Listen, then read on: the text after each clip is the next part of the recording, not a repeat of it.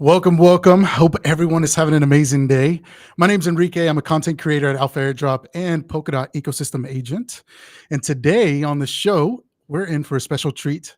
We'll be talking to and getting to know the famous Polkadot IndyCar racing driver, 11-time starter of the world's biggest racing event, the Indy 500, and host of the Speed Street pod, Conor Daly. So, Conor, thanks for being here. Thank you for joining us and allowing the Polkadot community to get to know you a little more. Thank It's you. as a racing fan, it's been awesome to see you in that beautiful polka dot car driving the world's freaking biggest racing event. And so today it's really about us, the community, just getting up to speed on your journey here in polka dot. So yeah, if you don't mind, just I didn't do you justice on the intro. There's so many more things that we could talk about, but tell the people about you a little bit more. Yeah, no, thank you, man. I mean, I guess for those that don't really know me, I mean, I started racing when I was 10 years old, so a long time ago now. But it was really because I was in a racing family. Like my dad was a Formula One driver in quite a cool era of Formula One, like 1978 to 82, and then he's from Ireland, and then he came over to America in 1983 to try out the Indy 500. And he never left. He met my mom at the racetrack, and so we've kind of always been at the racetrack, around a racetrack. My dad retired when I was born, so I didn't actually get to see him race much. But yeah, but then from then on, he did a lot of television for motorsport. So I was always at the racetrack, and eventually into this sport. And it's been it's been my entire life. Ever since I was 10 years old. I mean, you have to dedicate to be a professional athlete, and no matter what sport you're in, you dedicate so much of your time. And when I say so much, it's your entire life from day one until whenever you're done. And I am certainly not done yet. So it's a lot, but it was my dream as a kid. So I feel very lucky to be able to to be living the dream, as people usually like to say. Yeah, definitely. And for a lot of the people that might not be familiar with IndyCar is one of the, basically one of the biggest racing events or racing series in America. It's done all over the country, and it is widely popular. Uh, it hosts the biggest racing event, which is the Indy 500, legendary. Mm. It's been there now over 100 years, or it's had at least 100 races, over 100. Yeah. This year was the 108th running, I think. So There you go. there's no other really sporting event like it. So it's pretty cool, and it's an event like the Indy 500 itself. I love explaining it because like the IndyCar series, the NTT IndyCar series is a 17 race championship, which is obviously what we'd like to be competing in. But the Indy 500 is like the Super Bowl, but it's race 5 of the calendar. So it's in May. It's always been in May. And it's the single largest attended sporting event in the world by like a large margin too. So it's an incredible experience to see it, to be there, to be a part of it. It's amazing. Yeah, in a lot of ways. I mean, a lot of people are going to be familiar with like Formula One, F1, Mm. and so IndyCar is basically that version, that American version for us, right? Yeah, similar. Yeah, Lovely. and that's me in a Formula One car just behind me. So like I definitely familiar with that side of the Yeah. world as well. And it's I always tell people like there's really there's three levels of our sport that are considered like that's the top of the top, and it's Formula One, it's IndyCar, and it's NASCAR. Those are the three kings. Like those are the upper echelons of motor racing, and obviously people could say Le Mans sports car racing, but it's still just kind of those are the big three when you talk about it. Yeah, no, so it's been awesome to see the beautiful polka dot car in that race. Mm. What more exposure could you want? Just getting the brand out there, getting the logo out there, getting people familiar with what polka dot is. And there's nothing cooler than you being a part of that, but also adding, the blockchain to the car, right? Adding the little tag phrase. And I can't remember the tag phrase right now, but I know you guys added that. It's like, when you talk about, I think it's not sponsored by Polkadot, but I think the time was secured by Polkadot. So that's secured by Dot. Yeah, it was on the secured by front of Dot. the car. Yeah. Yeah, that's awesome. All right, so you have such a huge background. You grew up in the area, Indy 500, and just the IndyCar series has been part of your life for so long. There's been some magical moments you've lived. One of those, we'll talk about it, 2021. But this last year, I mean, 2024, seeing you race, first of all, as a racing fan, some of the community will be racing fans here. We'll be cheering you on. So we want to know more about the races that you're going to be coming up in. But seeing you lead in the Indy 500 in that polka dot car, that was amazing. Can you talk about that? Share your experience. Yeah, I mean, honestly, this year it was an amazing experience. I think over the last couple years, it's been, I guess I've really kind of found my groove at Indy for sure. And I like my rookie year at the Indy 500, I actually thought I had a great car as well, but someone crashed in front of me and got involved in that. And so, like, racing is such a difficult sport because there are so many outside factors. There are so many things that you can't really control. And I, it took me several years of going through a ton of just crap, like just stuff that was just not happening around me, in front of me, and whatever. And then finally I've kind of realized that it's like, okay, if you show up every year and you know what you can do, you do your job, you execute, like it does actually begin to, clear up, and you're like, okay, cool, I understand this now. And when I got to the lead in 2021 for the very first time at that race, I kind of the whole perspective of that event then changed for me, because I was like, okay, I just have to be more patient. It's a 500-mile race. I have to realize that if I know that I'm very confident in my race car and all the work that we've done, because the event is a month long, essentially, you're working on the car every day, trying to figure out what changes can be made to make it go faster, to make you feel more comfortable at 240 plus miles an hour, battling a bunch of other people as well. And so, yeah, this year's experience was, again, just reaffirming my confidence of, like, I know I can win this race. Everything has to be perfect on that day, though. We had a shock fail at like lap 51, which is, super important to the mechanical grip of the car. And so we were kind of fighting that, but we're still out front, but it's everything on that day has to be perfect. And it hasn't happened for us yet. But the fact that we can still continue to put ourselves up front the last 4 or 5 years in a row means that as long as you keep giving yourself that opportunity to be there to take advantage of that perfect day, or to make the perfect day happen, it's that's our goal, is to have that type of day. So it was an amazing experience. I love leading the Indy 500. It's honestly way easier than not. So I love getting to the front, because you're able to, control the pace from then on. But there are a lot of other good drivers out there too. So it's a crazy one. Yeah, you definitely had your work cut out for you. That year was tough. This year was tough. Some big, I think Joseph ended up winning it, right? So Yes, there's yeah. a lot of good race car drivers. But it was just so magical, to see you in that polka dot car, being up there. And it's like, what more exposure could we want as a community than getting to know that? But it's also cool not only to see it live, but then it's on Netflix, right? So it's the last episode for season 2. I think it's episode 6 on the Netflix series IndyCar. It's So if called you 100 guys, Days to Indy. Yeah, if you want to see it, it's yeah, 100 yeah, Days that's to right. Indy. But it's 100 cool. Days to Indy. You watched it, right? You enjoyed it? Yeah. Yeah. I watched it as soon as it was done.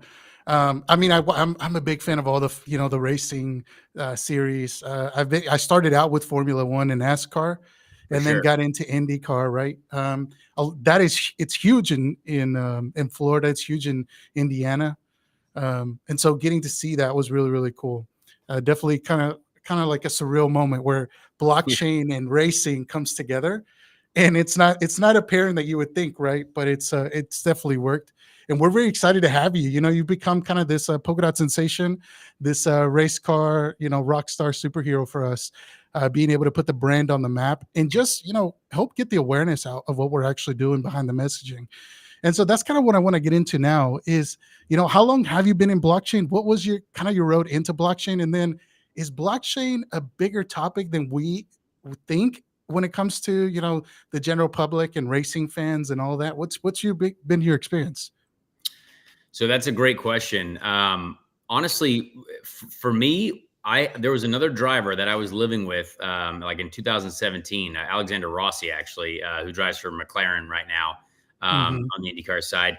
He basically was mining Bitcoin in his condo in Miami, and like he thought it was like the coolest thing ever to do. And like I was like, all right, well that's interesting. Like I'd like to know more about what's going on there. And it was just something to where I didn't even know that space existed until obviously I did. And then you start doing more research and you start looking into things. You're like, well, this is like really interesting. And the whole just all of what I guess any like all of the world of technology, the world of like anything that's new to the world, I think is super fascinating. Mhm. And then I start to meet more and more people. My buddy Bryce Case Jr., who is who's a crazy hacker, like incredibly smart dude. He's also a rapper. But like if you know his name, he's done quite a lot of incredible things. But he's taught me about the entire world of cryptocurrency, of blockchain technology, how it works. I've literally I sat at dinner with him for a long time, just asking like, just questions like, hey, what's going on? How is this implemented? Like he works at Amazon now, right? So like it's something that is really cool to just learn about. And what can be done with the verification on blockchain, the security that offers. There's a lot there, and that's kind of how I really started. Yeah. And so what about in the paddock? I saw a member in the polka dot community, asking, is we have some polka dot fans there in the race car or the racing paddock. Can you tell us a little bit about that? Yeah, man, it was so cool. Like even one of my mechanics from Spain for the Indy 500 this year, he was like, "Yeah, no, I've owned Dot for like a long time. Like this is really cool." And I was like, "Oh, Wow. nice, that's awesome." And even my dad too, before this deal even happened, when he saw like when I first showed him the car, he was like, "Oh, I know all about Dot. Like I've been researching Polkadot. I know like I own Dot. Like all this stuff." I was like, "Oh, well, that's great." So it was just cool to see how close everyone. I guess how close there were to like how close people were that were already involved in this community that I didn't even know about. Even walking up to the NASCAR race at Indy just a couple weeks ago, there was a fan who asked for my autograph and was like, "Hey, we appreciate you repping the space, the blockchain space." I was like, "Hey, thank you. Like that's cool. Thank you." So it was a pretty cool kind of thing to hear. Yeah, when these things come together, like I said, it's kind of magical that it can even happen. But here it is, right? The polka dot community voting for this, getting it passed, and you guys, your team, they really sponsored, like they really came through and really discussed, the benefits, the pros, to this, and then how. I mean, it's just again super cool to see it not only live, but to then see it in the Netflix show, so that people can see this forever. They will continue to get exposure to Polkadot, and then the messaging secured by Dot. Can't be any Mm. better than that. But I'm really interested as a racing fan, right, and getting the community really to understand racing and your background. There's been so many heroes in the space for a lot of us, right? You have your long-standing. Some of them are still driving, right? Scott Dixon. You have Oh yeah, Will Power. yeah. So who's your all-time favorite racing driver? And it doesn't have to be IndyCar, right? It can be anybody. Yeah, I mean, for me growing up, I mean, Ayrton Senna was the name that I'm obviously a '90s kid. I was very young when he was killed, but like that guy was the guy. You know what I mean? And that was Mhm. that was who you wanted to be. Watching all the documentaries too was such an incredible experience for a young driver to watch. Like, wow, this guy like really had it all. But people like Michael Schumacher as well. I mean, my entire childhood, all I ever saw was him winning. But guys like Fernando Alonso too, I thought were awesome. And then, which it was hilarious because I got a photo with Fernando Alonso when I was like 10, maybe 11. I had his shirt. He autographed my shirt. And then sure enough, like 10, 15 years later, we were racing at the Indy 500 together and we were parked next to each other in the motorhome lot. And we traded Wow. helmets together. I got one of his helmets here on my shelf. And, a moment like that, it was super surreal for me because that's two-time Formula One world champion. And we did several press conferences together because one of the years that he did it, I often ended up fastest on a lot of the practice days, so we would always end up in the same press conference, which was really cool. Because as a kid, I was a big fan of his. And then on the IndyCar side, Dan Weldon was a big hero of mine. Thomas Schechter, that might be a name that might be a bit of a stretch, but he was a very, very impressive driver of just his style was really cool. So those are kind of the folks that I looked up to. Yeah, definitely. Seeing that bright red car was probably the earliest memory of racing that I can remember. It's that Ferrari, beautiful Yeah. Schumacher car that he had, right? Oh And yeah. it's I just got involved, watching when it was all the news that he was basically taking Ferrari from not doing very well, and then basically building the team and putting it on his back and carrying them through that championship win. How could you not get involved in the sport with that much emotion and that much just willpower that he had, to be honest? And then he became a worldwide sensation. So that's when I became a fan of the racing scene. And it's been really cool just to see how it's grown. You're talking about Fernando Alonso. I mean, legend, right? He's still racing today and at the top, like he's still winning races. So it's crazy to see how these guys are able to keep their skills so intact. And so that's a question I want to ask you. It's like, what does it really take to be a racing driver? Like we see it from as fans, but what does it really take your day in and day out? That's a great question. I mean, for me in the early days, you had to understand the mechanical side. You essentially had to become a mechanical engineer without going to college or without going to school. So essentially, learn all about how do dampers work? How does spring and shocks work? Like how does what about aerodynamics? You know what I mean? Like all these things you're learning as you're kind of going through the ranks. And it's physical training, but you also have to win. Like early on, you really have to win to be able to graduate to the next level and to generate the support that you need and to generate the hype that you need. And thankfully, early on that I was able to do that. And once I get into cars, which is age 15-ish, I was 15 when I got into cars. And again, once you start, like, I was winning. So then it's like, all right, cool. Now we're kind of going through the ranks. But it takes all of your time. It takes all of your effort. It takes all of your mental space. It takes every bit of dedication possible. I was reading books about mechanical engineering when I was like 15, 16, and just trying to understand how I'm supposed to communicate to my engineers what the right rear side of the car, what the right rear corner of the car feels like when I'm doing 180 miles an hour in turn 4. You know what I mean? Like there's all kinds of different things that you have to be able to communicate to your team to be able to give you the tools that you need to be successful. So it's a fully encompassing sport. And then there's also the business side. I was in marketing classes when I was 16 too. Like you're like, hey, this is how you got to talk to, CEOs of companies, because you've got to get businesses involved in this sport to continue doing the sport. Like it's a very, business driven sport.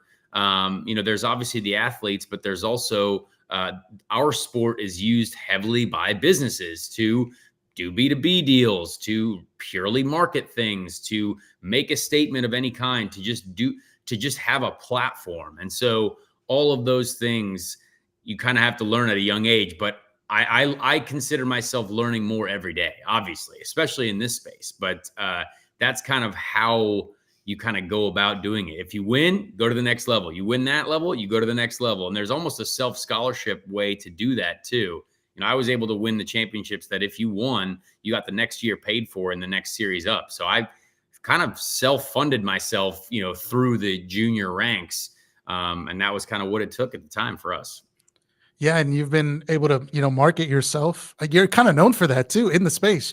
You're known as just being, kind of the life of the party, and really, being able to market who you are and what you do. So how lucky are we to have you as a race car driver and a marketer, that's been learning this since, the age of 15. That's Well, I pretty appreciate awesome. that because, like, honestly, real quick, like it means so much to me to have the opportunity to race, because that is what I love. That Mhm, the groups that make it possible, right? Polka Dot, mhm, for example, the community that voted our referendum through, for me is like I want to work 10 times harder than what it was even promised, because Mhm. we want to keep doing this. I want to continue to be able to deliver my best performances on the racetrack for Polka Dot, for everyone in this community, because it gets people excited, but it also, all the things that we do beyond that, behind the scenes, to make sure that this is worth it, is very satisfying for me. So I try to build my brand and make sure that people want to be involved. And I have had a lot of incredible partners through my years of racing, because I feel like I've thankfully been able to keep people invested in the sport, which really means a lot. Yeah, no, definitely, and we're lucky to have you. And I think the position that we're in now is we know we have, speaking from the community side, we know we have great polka dot tech, right? We have really solid infrastructure to really, and we talk about it a lot, which is to really onboard the internet, Mm, to really create an infrastructure that is very resistant against corruption, that is stays, we call it trustless. I'm not sure how familiar you are with that, but it basically requires no trust, right? Where it works true to itself.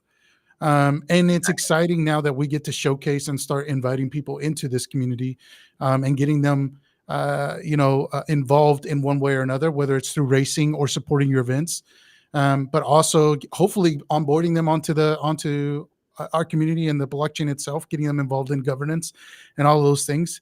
And so, with that being said, I have another question. How, now that you've been kind of this polka dot community and you've been invited, is there any teams or anything that you're also involved in the polka dot space? Like, what are your favorite dapps? How involved are you on the day-to-day with blockchain? Are you kind of like, do you like to buy and hold, or do you like to move your tokens around? Do you use any kind of applications? So at the moment for me, like I have definitely been the buy and hold type guy. I I guess I have so much like enjoyment in kind of being along for the ride, and like obviously I feel like we're all trying to work towards the a goal per se, and that Mhm. goal always continues to go up. So that's been fun to be a part of. Um, I have really enjoyed seeing what NFL Rivals was, right? Like that's obviously something that I was told. I was like, wait a second, there's something in Yep. Polka Dot Network that has to do with the NFL. I love football, so I was like, that's an amazing experience. I think for me, also learning about EZA and going to do a hackathon in Boston, that Mhm. was incredible. I've been very fortunate to have been exposed to so many different things that I'm kind of, I can't actually wait for the off season, because I feel like then I can truly focus in on more about what I've been told and what I've been exposed to, and then obviously try to focus on on next year, so or on the future. So yeah, so that's kind of what I've enjoyed seeing so far, and what I've been a part of at the moment. I don't really have like, I would say when I first, I guess, bought in for the ride, I was like, yeah, Bitcoin, Ethereum. Then I was like, okay, Bitcoin. And then I was like, all right, well, this like, and then when I found out about, DOT and Polkadot, I was like, okay, this is great. This is something that I'm fully interested in and seeing what's going on. And it's fascinating. It is fascinating to learn and to see and to be a part of. So that's kind of where I'm at. Yeah, yeah, definitely. Yeah, and we what else can we expect? Well, we need you as out there winning races, right, with that polka dot car. That's what we Yeah. really want. But no, we're excited. I saw that you got involved in that EZA hackathon, and it was easy to see, or it was good to see you out there. You're gonna kind of adding, hype to the community and getting everyone involved in that sense. So that's really good. And we're excited to get you more involved, right? You were talking about Play Mythical's NFL Rivals. That was wild. When we saw that come out also, like, it's, you don't even think it's a blockchain game, but there it is. It is. So it works, and it's growing quickly. Okay. Yeah, and I got to play like Exiled Racers too at the at the at, in Austin, Texas, that we were all Oh at yeah, together. yeah. That was really cool. I think what those guys are doing is amazing.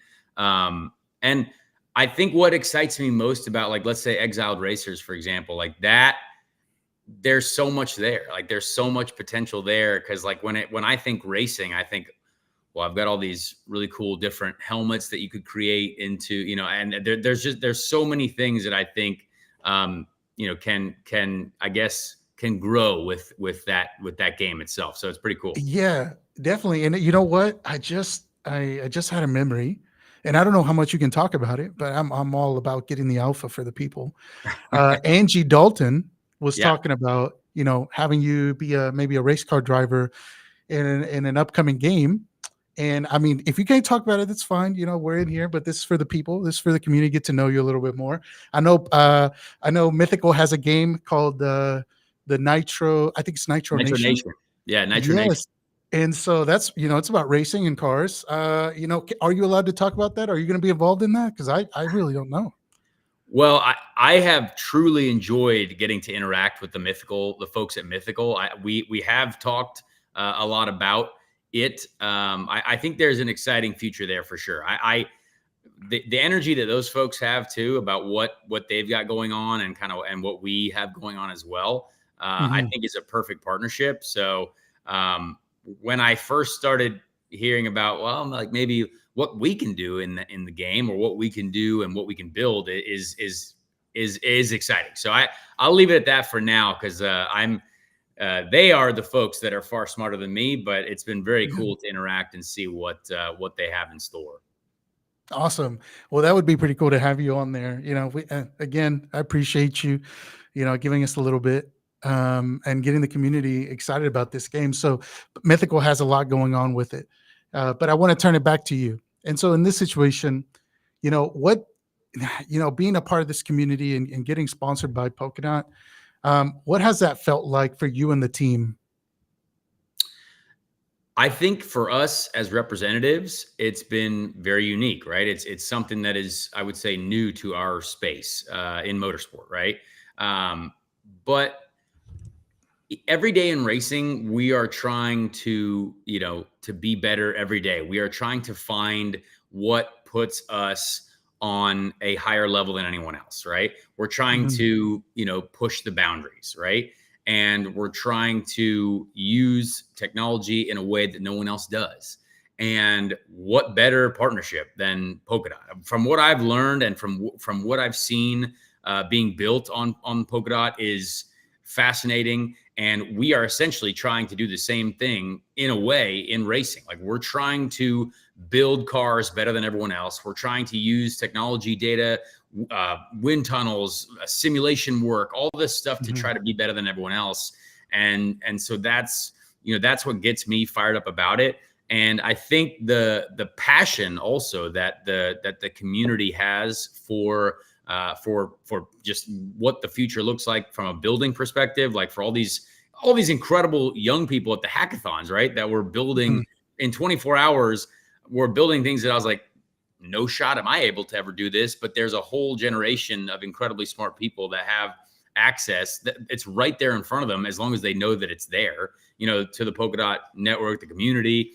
And that's what is so exciting, I think, for me, is because we have hundreds of thousands of people, millions of people viewing on television, no matter what racing series that we've been a part of this year, that might also get that same excitement that I've got in seeing, how this program has grown and how I think the Polkadot community has grown as we've kind of worked together on this.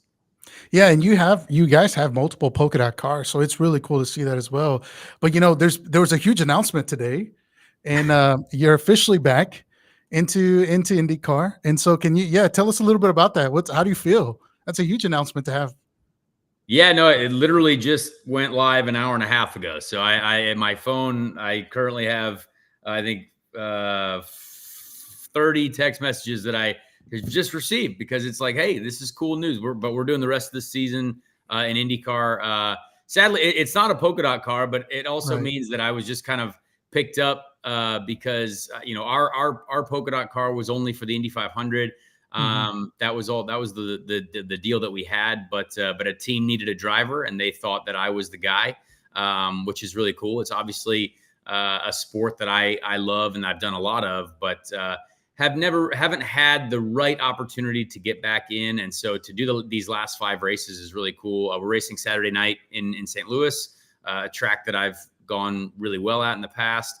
We're in Portland then the next weekend, 2 races in Milwaukee, and then 1 race in Nashville to finish it off. So we might try to sneak some free of charge polka dot branding on the car just to see what happens. But Yeah, see if we can't just kind of spread the message a little bit more. But yeah, we want to make sure we also stick to the referendum that we for sure. put through in the first place. But yeah, this was a deal that just came up, and I will happily say yes to this team. This team that I'm driving for, actually, I won a championship for them in 2010. So that when I was a young driver. So it's a good group of people.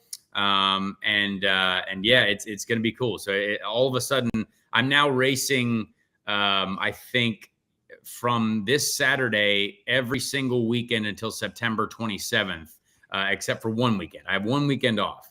And 2 of those races are in the polka dot NASCAR truck. Yeah. So 2 of those race weekends, actually, no, the September 27th race is the polka dot truck. And then October, my final race of the year is in the polka dot truck. So there's a lot going on. Okay, well, good. Now we know where to cheer you on, and what dates. So we'd like to have those available as well.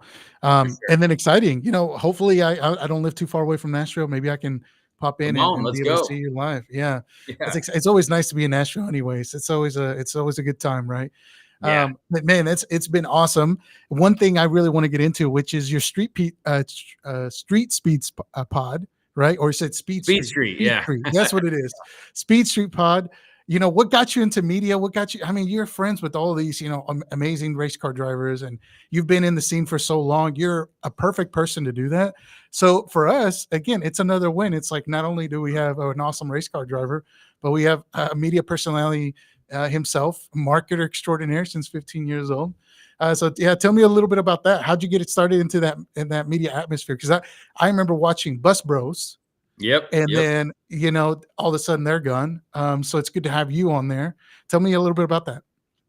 Well, I think for me, I just enjoy racing, right? So like, and I'm a talker. Like if you haven't been able to tell already, but like I like to talk about racing. I like to try to share it with people who might not know as much about it as I do. This has been my entire life, every single day of my life since I feel like I was born. And there are so many people that are passionate about our sport as well that always want to know more. And so a couple of years ago, a friend of mine at the time, Joey, he asked if I had ever wanted to do a podcast. And I was like, actually, yeah, I just haven't figured out how to start it. And so my buddy, Joey Molinaro, and I started it. And then Joey he started having too many kids. So he got very busy and he left. And now I'm working with, my buddy, Chase Holden, who's been a great, addition to the show. And then about 2 years ago now, or almost 2 years ago, Dale Earnhardt Jr., who's a name that really everyone should know. But if you don't know him, it's pretty prominent name in motorsport in general. But he has a media company, Dirty Mo Media, and they kind of picked up our podcast under their network because they liked what we were doing. So it's grown a lot. We Sirius XM is part of our our podcast, and I'm pretty much wearing a polka dot hat every single episode of that podcast. Yeah. And we're doing a lot of work on just trying to talk racing, talk life in general, but mainly just give people more information about what is going on in the sports that they care about and the motorsports that they care about. So it's been really fun, honestly. And it's something that we do once a week. Show comes out on Wednesday. Newest episode just dropped an hour and a half ago. So if you want to check it out, it's on Apple, Spotify. The YouTube episode is literally uploading right now in the background of this on my computer. So nice. That's also happening. There you go. Content creator. But yeah, exactly. So it's been a lot of fun. And it gives me a chance to also, share more about the partners that support my racing program. So right. It's kind of a win-win for everyone. Yeah, no, and it's been cool to see that. I got to watch a couple episodes yesterday, just trying to do a little bit of research and trying to figure out, what's going on in the racing world, catch up.